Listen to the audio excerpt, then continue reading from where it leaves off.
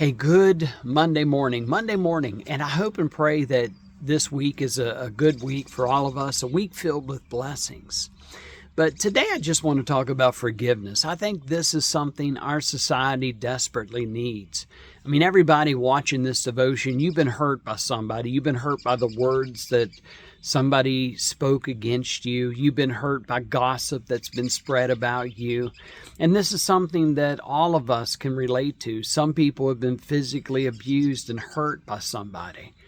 And forgiveness is something that is so difficult. I mean, it can be so difficult. Sometimes we're too prideful. Sometimes we're just too busy carrying a grudge to think about forgiving somebody that hurt us.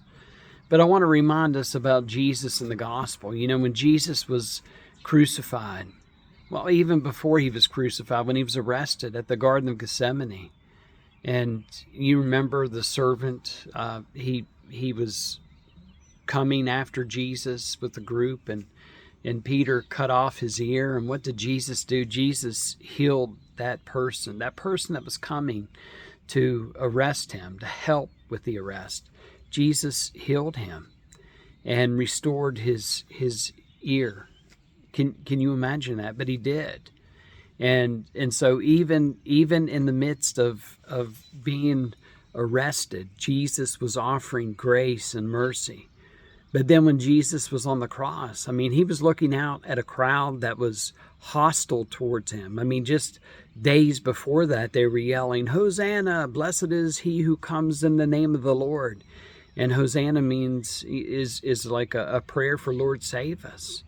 But now the crowd is shouting, "Crucify him." And he's on the cross, and he's looking out at the crowd as they curse at him and as they doubt. And, you know, people are yelling, "If you're really the Son of God, save yourself," you know, stuff like that.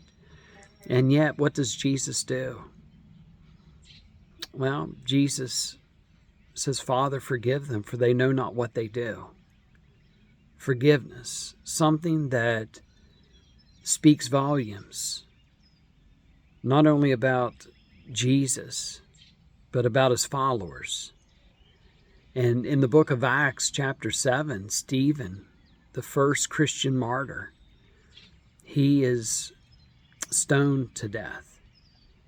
Literally, a very painful death where a person is thrown from a high place and then rocks are thrown at them. And usually they would target the chest area because they wanted this person to die a fast death.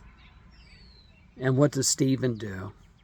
He follows the example of Jesus and says, "Father, forgive them." That forgiveness that Jesus shared on the cross is something that should be a part of our life every day.